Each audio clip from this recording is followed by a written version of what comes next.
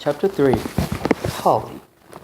Holly Shore was lying in bed, silently fuming. Nothing unusual about this. Leprechauns in general were not known for their geniality, but Holly was in an exceptionally bad mood, even for a fairy. Technically, she was an elf, fairy being a general term. She was a leprechaun too, but that was just a job. Perhaps a leprechaun description would be more helpful than a lecture on fairy genealogy. Holly Short had nut brown skin, cropped auburn hair, and hazel eyes. Her nose had a hook, and her mouth was plump and cherubic, which was appropriate considering Cupid was her great-grandfather. Her mother was a European elf with a fiery temper and willowy figure. Holly, too, had a slim frame with long tapered fingers, perfect for rubbing around a buzz baton. Her ears, of course, were pointed. At exactly 3 feet in height, Holly was only a centimeter below the very average. But even 1 centimeter can make an awful lot of difference when you don't have many to spare. Commander Root was the cause of Holly's distress. Root had been on Holly's case since day one. The commander had decided to take offense at the fact that the first female officer in Recon's history had been assigned to his squad. Recon was a notoriously dangerous posting with a high fatality rate, and Root didn't think it was any place for a girlie. Well, he was just going to have to get used to the idea, because Holly Short had no intention of quitting for him or anybody else. Though she'd never admitted, another possible cause for Holly's irritability was the ritual. She'd been meaning to perform for 7 moons now, but somehow there just never seemed to be time. And if Ruth found out she was running low on magic, she'd be transferred to traffic for sure. Holly rolled off her futon and stumbled onto the shower. There was one advantage of living near the Earth's core. The water was always hot. No natural light, of course, but there was a small price to pay for privacy. Underground. The last human-free zone. There was nothing like coming home after a long day on the job, switching off your shield, and sinking into a bubbling slime pool. Bliss. The fairy suited up, zipping the dull green jumpsuit up to her chin and strapping on her helmet. LP Recon uniforms were stylish these days. Not like that top-of-the-morning costume the forces had to wear back in the old days. Buckle shoes and knickerbockers. Honestly, no wonder leprechauns were such ridiculous figures in human folklore. They would probably better that way. If the mob people knew that the word leprechaun actually originated from LAP Recon, an elite branch of the lower elements police, they'd probably take steps to stamp them out. Better stay inconspicuous until the humans have their stereotypes. With the moon already rising on the surface, there was no time for a proper breakfast. Holly grabbed the remains of a nutty smoothie from the cooler and drank it in the tunnels. As usual, there was a chaos in the main thoroughfare. Everyone's bodies jammed the avenue like stones in a bottle. The gnomes weren't helping either, lumbering along with their big swinging behinds blocking 2 lanes. Swirltoads infested every damp patch, cursing like sailors. That particular breed began as a joke, but it had multiplied into an epidemic. Someone lost their wand over that one. Holly battled through the crowds to the police station. There was already a riot outside Spud Emporium. LAP Corporate Nude was trying to sort it out. Good luck to him. Nightmare. At least Holly got the chance to work above ground. The LAP station doors were crammed with protesters. The goblin/dwarf turf war had flared up again, and every morning hordes of angry parents showed up demanding the release of their innocent offspring. Holly snorted.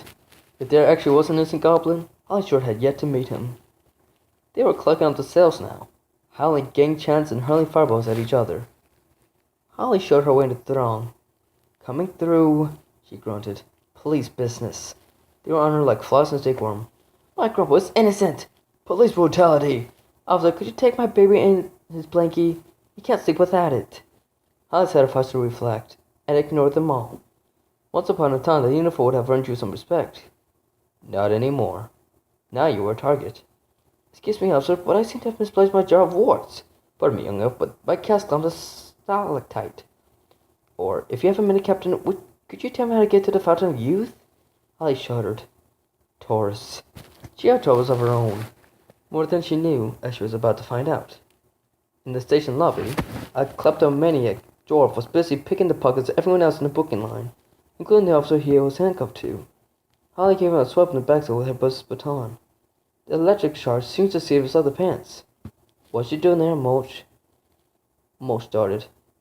contraband dreadful sleeves. Officer Short, he whined, his face a mask of regret. I can't help myself. It's my nature. I know that, Mulch. And it's our nature to throw you in a cell for a couple of centuries. She winked at the door's arresting officer. Nice to see you're staying alert. Dale blushed, kneeling to pick up swollen badge. I forged past Ruth's office, hoping she would make it to her cubicle. Short! Get in here! Holly sighed. I will. Here we go again. Stowing her helmet under her arm, Holly smoothed the creases from her uniform and stepped into Commander Root's office. Root's face was purple with rage. This was more or less his general state of existence, a fact that had earned him the nickname Beetroot. There was an office pool running on how long he'd had before his heart exploded. The smart money was on half a century, at the outside. Commander Root was tapping a moonometer on his wrist. Well, he demanded, what time do you call this? Holly could feel her own face coloring. She was barely a minute late. There were at least a dozen officers on this ship who hadn't even reported in yet. But Root always singled her out for persecution. The thoroughfare, she mumbled lamely. They were 4 lanes down. Don't insult me with your excuses, roared the commander. You know what the city center's like. Get up a few minutes earlier. It was true. She did know what Haven was like. Holly Shore was a city of airborne and breed. Since the humans had begun experimenting with mineral drilling, more and more ferries had been driven out of the shallow forts and into the depths and security of Haven City. The metropolis was overcrowded and underserviced, and now there was a lobby to allow automobiles in a pedestrian-sized city center. As if the place wasn't smelly enough already with all those country gnomes lumbering around the place. Root was right. She should get up a bit earlier, but she wouldn't. Not until everybody else was forced to. I know what you're thinking, said Root. Why am I picking on you every day? Why don't I ever ball out those other layabouts? Holly said nothing, but a grin was written all over her face. I'll tell you why, shall I? Holly risked a nod. It's because you're a girl. Holly felt her fingers curl into fists. She knew it. But not for the reasons you think, continued Root. You are the first girl in recon.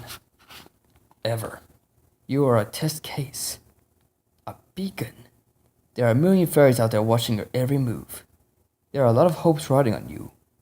But there is a lot of pressure against you too. The future of law enforcement is in your hands.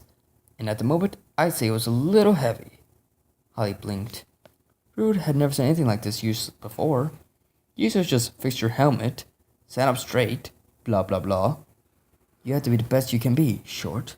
And that has to be better than anybody else. Root sighed, sinking into a swivel chair. I don't know, Holly. Ever since the Hamburg incident. Holly winced. The Hamburg incident had been a total disaster. One of her pups had skipped out to the surface and tried to bargain with the mud people for asylum. Root had to stop time, call the retrieval squad, and do 4 memory wipes. All that police time wasted. All her fault. The commander took a phone from his desk. It's no use. I've made up my mind. I'm putting you on traffic and bringing in Corporal Frond. Frond? Exploded Holly. She's a bimbo. An airhead. You can't make it a test case. Root's face turned an even deeper shade of purple. I can and I will. Why shouldn't I? You have never given me your best. Either that or your best just isn't good enough. Sorry, Short. You had your chance. The commander turned back to his paperwork. The meeting was over. Holly could only stand there, aghast. She'd blown it. The best career opportunity she was ever likely to get, and she tossed it into the gutter. 1 mistake and her future was past. It wasn't fair. Holly found an uncharacteristic anger take hold of her, but she swallowed it. This was no time to lose her temper. Commander Root, sir, I feel I deserve one more chance. Root didn't even look up on the paperwork. And why's that? Holly took a deep breath. Because on my record, sir, it speaks for itself. Apart from the Hamburg thing, 10 successful recons. Not take a merry wipe or time stop. Apart from the Hamburg thing, completed Root. Holly took a chance. If I were a male, one of your precious brides, we wouldn't even be having this conversation. Root glanced up sharply. Now, just a minute, Captain Short. He was interrupted by the bleeping of one of the phones on his desk. Then two. Then three. A giant fuel screen cracked into life on the wall behind him. Root jabbed the speaker button, putting all the calls on conference. Yes? We've got a runner. Root nodded. Anything on Scopes? Scope was the shop name for the shrouded trackers attached to American community satellites. Yep, said Caller 2. Big blip in Europe. Southern Italy. No shield. Root cursed. An unshielded fairy could be seen by mortal eyes. That wasn't so bad, the purpose humanoid. Classification? Bad news, Commander, said the third caller. We got us a rogue crow. Root rubbed his eyes. Why did these things always happen on his watch? I can understand his frustration. Just with the millions of the deep tunnel creatures. They wandered the labyrinth, preying on anything unlucky enough to cross our path.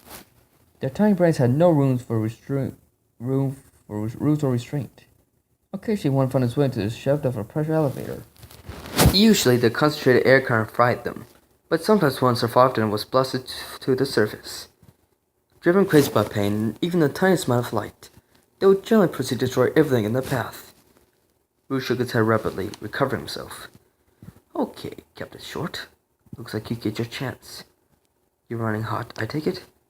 Yes, sir, lied Holly. All too aware that Root was suspended immediately if he knew she neglected the ritual. Good. Design yourself out of sidearm. Proceed to the target area. I glanced at the fuse screen. Scopes were sending high-res shots of an Italian fortified town. A red dot was moving rapidly through the countryside toward the human population. Do all dark reconnaissance and report in. Do not attempt a retrieval. Is that understood? Yes, sir. We lost 6 men to troll attacks last quarter. 6 men. That was below ground, in familiar territory. I understand, sir. Root pressed so deftly. Do you understand, Short? Do you really? I think so, sir. Have you ever seen what a troll can do to flesh and bone? No, sir. Not up close. Good. Let's not make today your first time. Understood. Root glared at her. I don't know why it is, Captain Short, but whenever you start agreeing with me, I get decidedly nervous. Root was right to be nervous. If he'd known how the straightforward recon assignment was going to turn out, he would probably have retreated dinner there. Tonight, history was going to be made. And it wasn't the discovery of radium, first man on the moon happy kind of history. It was the special inquisition here comes the Hindenburg bad kind of history. Bad for humans and fairies. Bad for everyone. Holly proceeded directly to the chutes. Her normally chatty mouth was a grim slash of determination. One chance, that was it. She would allow nothing to break her concentration. There was a usual line of holiday visa hopefuls stretching to the corner of Elevator Plaza, but Holly bypassed it by waving her badge at the waiting line. A troopless numb refused to yield. How come you LP guys get to go out top side? What's so special about you? Holly breathed deeply through her nose. Courtesy at all times. Police business, sir. Now if you could just excuse me. The nose scratched his master behind. I hear you LP guys make up your police business just to get a look at some moonlight. That's what I hear. Holly tinted an amused smile. What actually found her lips resembled a lemon-sucking grimace. Whoever told you that is an idiot. Sir, recon only ventures above ground when absolutely necessary. The gnome frowned. Obviously, he had made up the rumor himself, and suspected the High might have just called him an idiot. By the time he figured it out, she had skipped to the double doors. Folly was waiting for her in ops. Folly was a paranoid centaur, convinced that human intelligence agencies were monitoring his transporter and surveillance network. To prevent him from reading his mind, he wore a tinfoil hat at all times. He glanced up sharply when Holly entered through the pneumatic double doors. Anybody see you come in here? I thought about it. The FBI, CIA, NSA, DEA, MI6, oh, and the EIB. Folly frowned. The EIB? Everyone in the building. Holly smirked. Folly rose from his swivel chair and clipped over to her. Oh, you're very funny, Short. A regular riot. I thought the hamburger incident might have knocked some of the cockiness out of you. If I were you, I'd concentrate on the job in hand. Holly composed herself. He was right. Okay, Foley, fill me in. The sensor pointed to a live feed from the Eurosat, which was displayed on a large plasma screen. His red dot is a troll. He's moving toward Martina Franca, a fortified town near the city of Brindisi.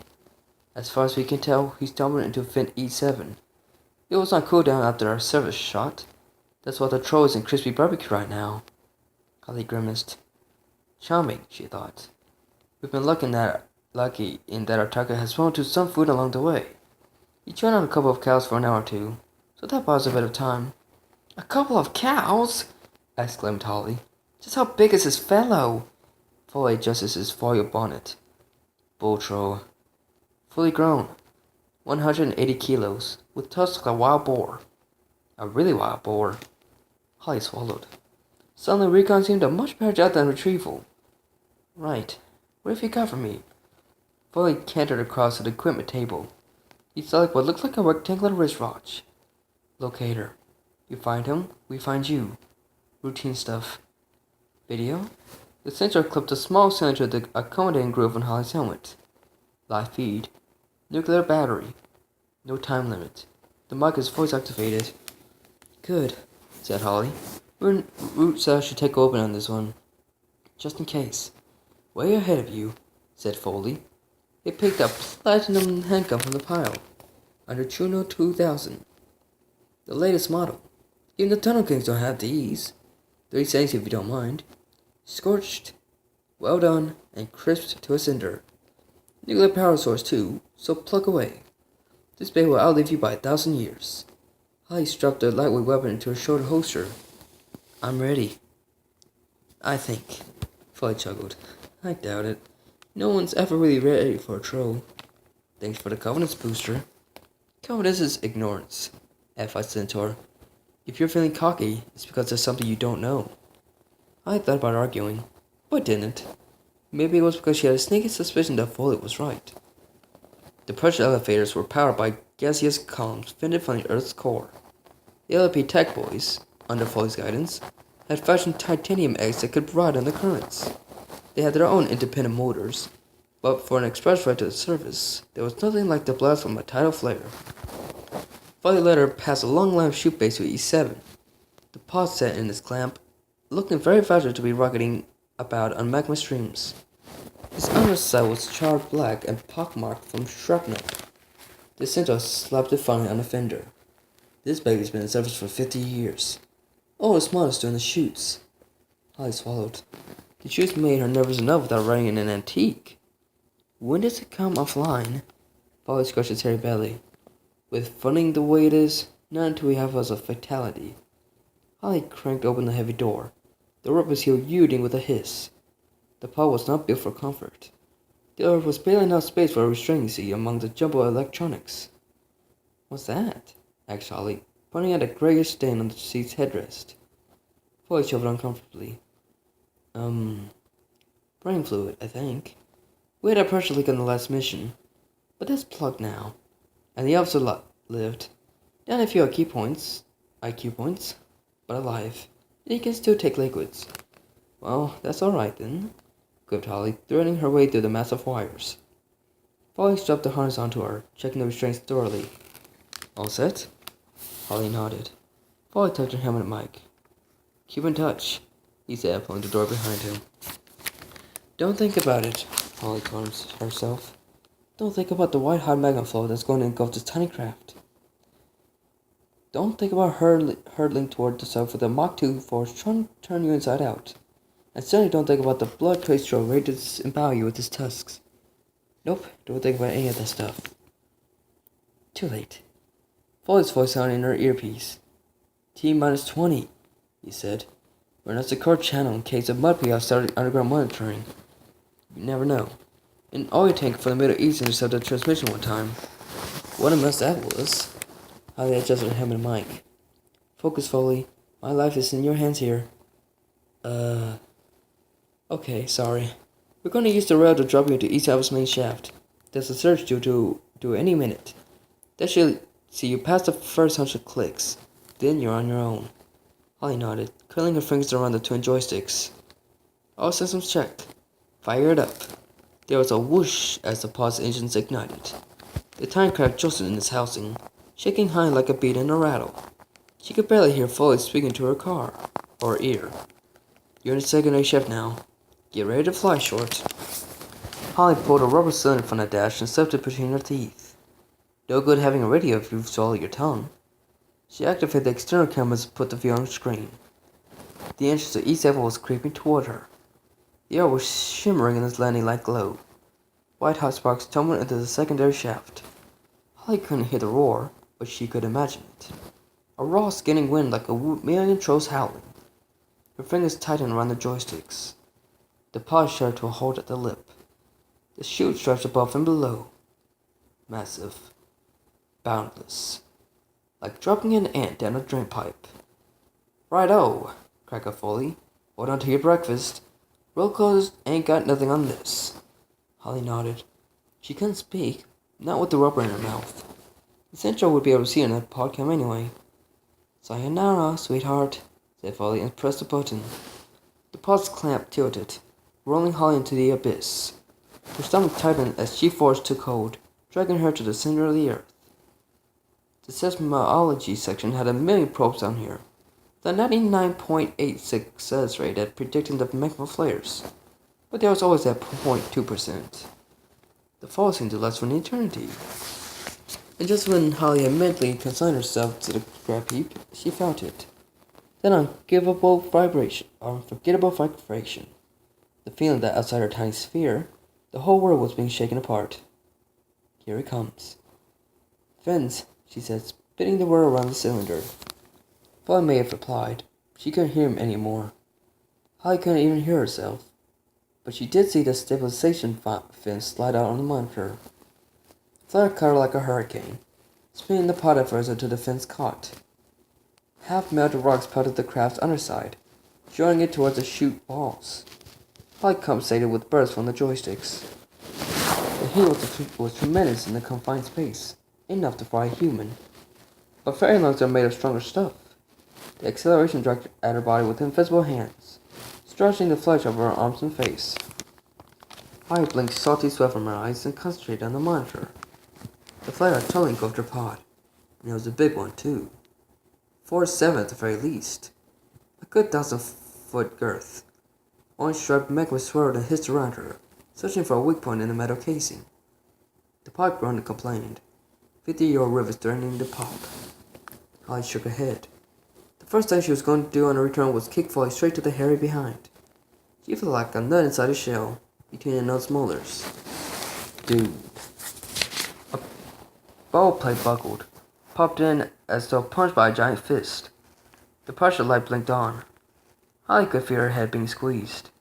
The ice would be first to go, popping like ripe berries. She checked the dials. 20 more seconds before she rolled out the flare and was running on thermos. Those 20 seconds seemed like an age. Holly hit the helm to protect her eyes, running out the final barrage of rocks. As suddenly they were clear, sailing upward on the comparatively gentle spirals of hot air. Holly added her own thrusters to the upward force. No tiny waves floating around on the wind. Above her, a circle of neon lights marked the docking zone. Holly swiveled horizontal and pointed the docking nodes at the lights. This was delicate. Many recon pilots had made it this far, only to miss the port and lose valuable time. Not Holly. She was a natural. First in the academy. She gave the thrusters one final squeeze and coasted the last 100 feet. Using the rudder beneath her feet, she teased the pod through the circle of lights and into its clamp on the landing pad. The notes revolved, settling into their grooves. Safe. Holly smacked herself on the chest, releasing the safety harness. Once the door seal was opened, sweet surface air flooded the cabin. There was nothing like that first breath after riding the chutes. She breathed deeply, purging the stale pod air from her lungs. How had the people ever left the surface? Sometimes she wished that her ancestors had stayed to fight it out with the mud people. But there was too many of them. Unlike fairies who could produce only a single child every 20 years, mud people bred like rodents. Numbers would subdue even magic. Although she was enjoying the night air, Holly could taste traces of pollutants. The mud people destroyed everything they came into contact with. Of course, they didn't live in the mud anymore. Not in this country, at least.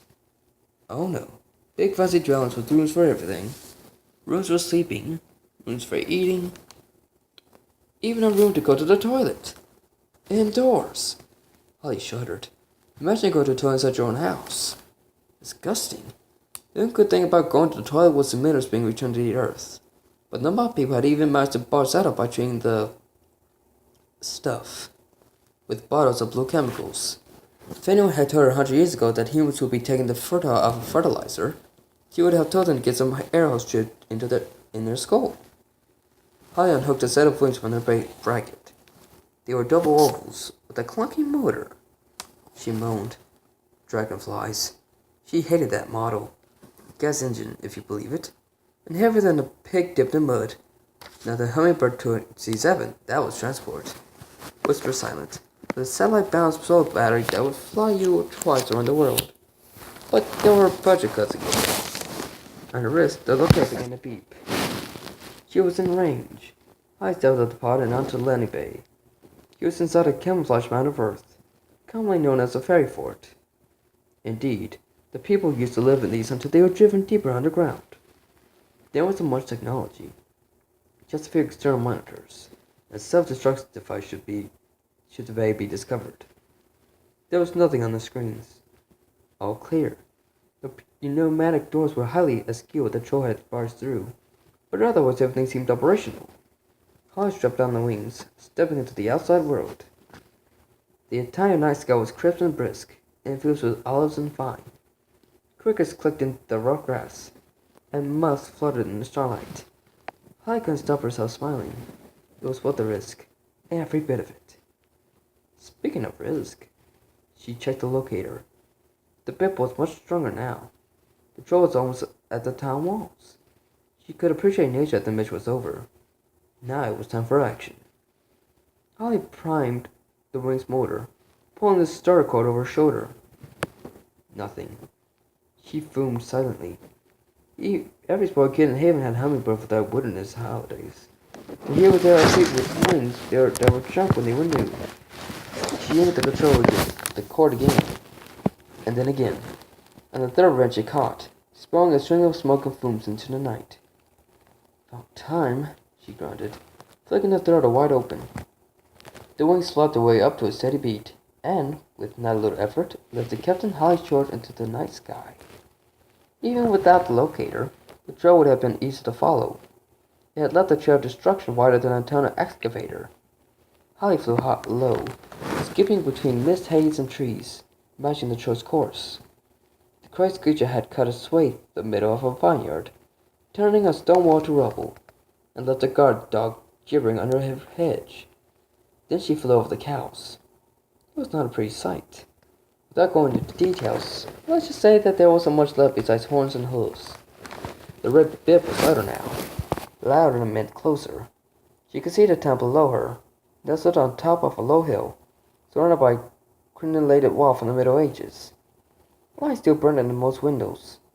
Time for a little magic. A lot of the magic attribute is just superstition, but they do have certain powers. Healing, the mesmer, and shooting being among them. Shooting is really a misnomer. What fairies actually do is to vibrate at such a high frequency that they are never in one place long enough to be seen. Humans may notice a slight shimmer in the air if they are paying close attention, which they rarely are, and even then the shimmer is generally attributed to evaporation. Typical might be to invent a complicated explanation for a simple phenomenon. Holly switched on her shield. It took a bit more out of her than usual. She could feel the strain in the beads of sweat on her forehead. I really should complete the ritual, she thought. The sooner the better. Some commotion below broke into her thoughts. Suddenly the thing gelled with the nighttime noises. Holly adjusted the trim of her backpack and flew in for a closer look. Look only, she reminded herself. That was her job. A recon officer was sent up to the chutes to pinpoint the target, while the retriever boy took a nice, cushy shuttle. The patrol was directly below her, pounding against the town's outer wall, which was coming away in chunks beneath his powerful fingers. Holly sucked in a startled gasp. This guy was a monster, bigger than an elephant and 10 times as mean. But this particular beast was worse than mean. It was scared. Control, said Holly into her mic. Warner located. Situation critical topside. Drew himself was on the other end of the comm link. Clarified, Captain. Holly pointed her video link at the control. Warner is going to the town wall. Contact imminent. How far away is retrieval? ETA 5 minutes minimum. We're still in the shuttle. Holly bit her lip. Root was in the shuttle? That's too long, Commander. This whole town is going to explode in 10 seconds. I'm going in. Negative, Holly. Captain Short, you don't have an infight. You know the law. Hold your position. But, Commander, Root cut her off. No. No buts, Captain. Hang back. That's an order. Holly's entire body felt like a heartbeat. Gasoline fumes were entering her brain. What could she do? What was the right decision to make? Lives or orders? Then Troll broke through the wall and a child's voice was denied. Aito! It screamed. Hope. An invitation. At a stretch. Sorry, Commander. The troll is like crazy and there are children in there. She couldn't imagine Root's face. Purple with rage as he spat at the mic. I'll have your stripes, Short. You spent the next 100 years on drink duty. But it was no use. Holly had disconnected her mic and swooped in after the troll. Streamlining her body, Captain Short ducked into the hole. She appeared to be in a restaurant. A packed restaurant. The troll had been temporarily blinded by the electric light and was thrashing about in the center of the floor. The patrons were stunned. Even the child's play had petered out. They sat gapping. Party hats perched comically on their heads. Waiters froze, huge trays of pasta quivering on their splayed fingers. Chubby Italian infants covered their eyes with chubby fingers. It was always like this in the beginning. The shocked silence. Then came the screaming. A wine bar crashed to the floor. It broke the spell. The pandemonium started. Holly winced. Trolls hated noise almost as much as light. The troll lifted massive shaky shoulders, its retractable claws lying out with an ominous shriek. Classic predator behavior. The beast was about to strike.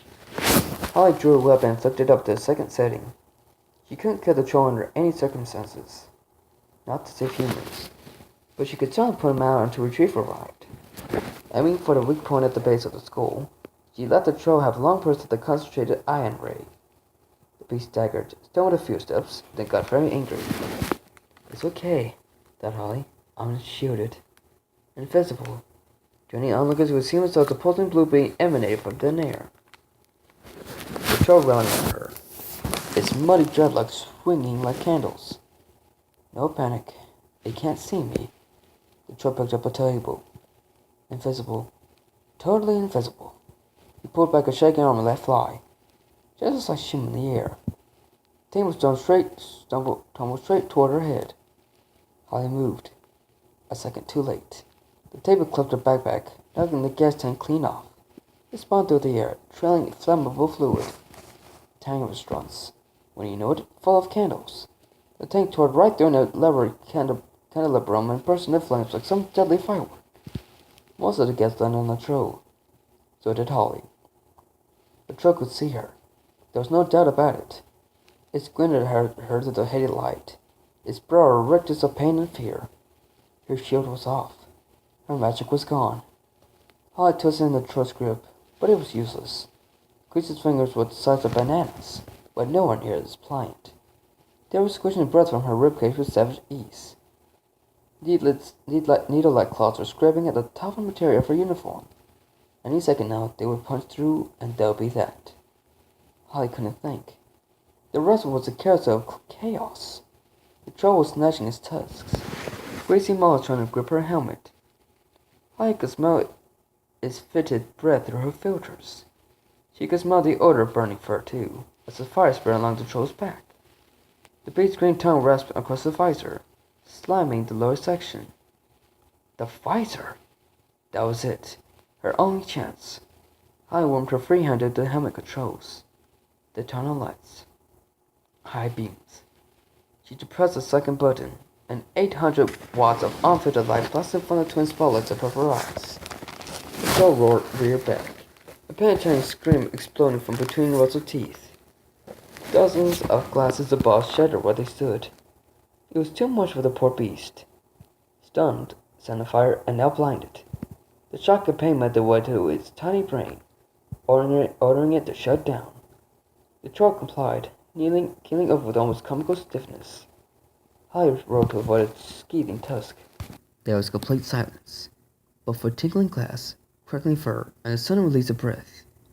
Holly climbed shakily to her feet. There were a lot of eyes following her. Human eyes. She was 100% visible, and these humans wouldn't stay complacent for long. This breed never did. Containment was the issue. She raised her empty palms, a gesture of peace. "Sesame tutte," she said, the liquors flowing easy from her tongue. The Italians, ever graceful, wondered that it was nothing.